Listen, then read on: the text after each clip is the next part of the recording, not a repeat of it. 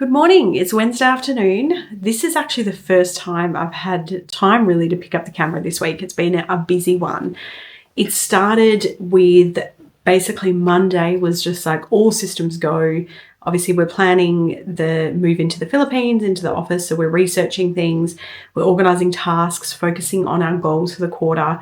So we've been busy in meetings and also just planning the next kind of upcoming travel, because we've got one more trip to Melbourne, and then that's pretty much it, I think, for the year. I say that, it's just fingers crossed that's the last one, because it's so hectic and you don't tend to get as much done. But I just got all my photos back from Caitlin, so I'm going to show you some of those. Let's have a little squeeze.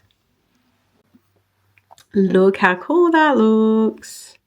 Love it. So Caitlin, when we did the photo shoot, we end up getting all the raw sort of like photos back, and then the videos, and then we'll edit all those videos. So it's a lot of content to go through. So even when the shoot's over, there's still so much to get done.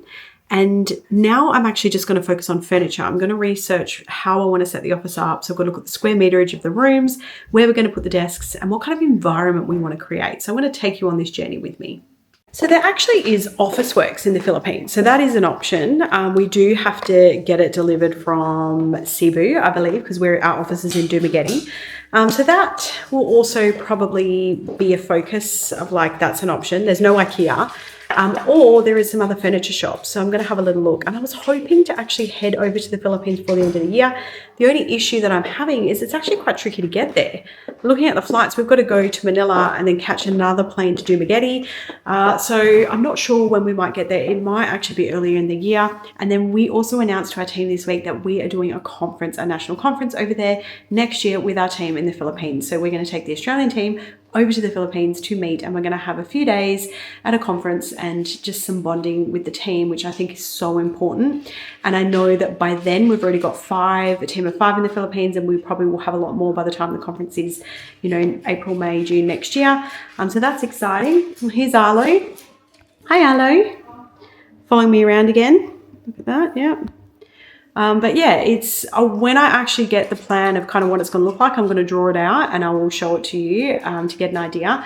And if anyone's ever fitted an office up before and they've got some tips for me, hit me up in the comments. I would love to hear how we should set this office up in the Philippines. And I think we need a board desk where they can actually meet creative ideas. I'm thinking like a board where they can throw ideas up. And when we're doing team meetings here, we can actually dial in and be part of that whole environment, which is exciting.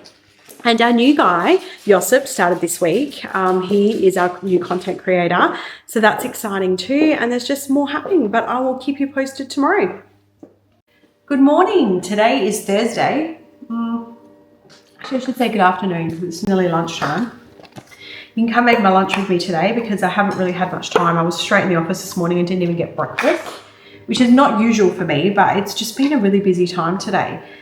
And so from the minute I've been researching new products. So every time I start on this whole discovery of new products, I end up spending late nights, which, I don't encourage people to do that all the time. But for me at the moment, because it's an exciting time and I'm dealing a lot with Europe and the UK, I have to stay up late at night to kind of capture that interest.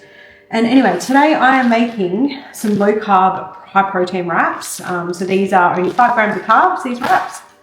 And just have to show you through here. I'm just making some rocket, some chicken, which I buy this Moira Max high protein chicken breast. This is a Portuguese chicken, slice of chicken, put on some Parmesan cheese and some tomatoes, and we are good to go.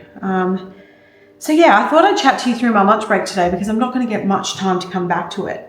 Because with the new product development, the conference that we're planning for next year in the Philippines, and setting up our office and driving all our initiatives for the rest of the year, it's just crazy.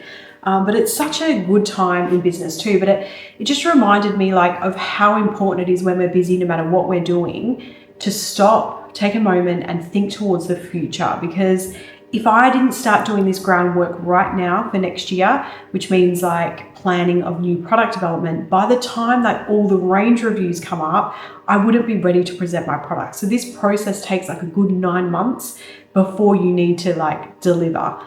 So again, it's the same with all businesses. Like if you're not creating and innovating and taking that time out, like that's how you fall behind. If you look at the most successful people in the world, they spend a lot of time doing this. So on these creative days, I try and keep like out of my inbox. I spend my time in like all the places like that I'm very cautious of, and I try and not be on social media and stuff. That's why I thought I'd have a little chat to you during my lunch break, because I can take a bit of time to be more creative. And you know, that's probably the main thing that I just want to get across. And no matter where you are in life, like creativity and mindset is so important. So another thing that I have been doing every night is listening to Joe Dispenza's Quantum Leap Hypnosis. So I'll pop that in the comments for anyone who's interested. It's actually really, really good. And it only goes for like 17 minutes, but it really helps relax you at night and gets you focused on your goals. So it's like a guided kind of deep hypnotic state, taking you into what he calls the quantum realm. It's actually really cool. But yeah, great nightly sort of, I guess, way to unwind. And because I am so wired at the moment and I've been staying up late working, I find just doing that before I go to bed just helps me like switch off and like, yeah, settle down. There is also a morning one, and I love the morning one as well. And I also listen a little bit to Georgia Stevenson's Rise and Conquer. Like so if you don't know Georgia Stevenson, she has Naked Harvest, the brand, but last year I did her Abundance Academy, and inside that you had like 28 days of listening to different audios, and there was like a morning meditation and a night meditation, and I still love both of them too. So I listen to both of them regularly, and I'll switch it out between that hypnosis one. But I think anyone who is listening to this, like have a little think about where you might be able to put something else into your routine that can help your mindset. So whether that's morning, night, wherever you can fit it, definitely recommend it, because even if you're just doing it for like a couple of weeks, you will see massive shifts. And that is so true for me. When I'm in my most creative, successful state is when I'm doing this. So that is my absolute tip for you. But I've made my lunch, so I'm going to go have that, and I will chat to you later. Actually, while I'm having my lunch, I'll just sit and chat to you about the big leap. If you saw one of the vlogs the other week, I was talking about how I was reading this book, and I actually really love it.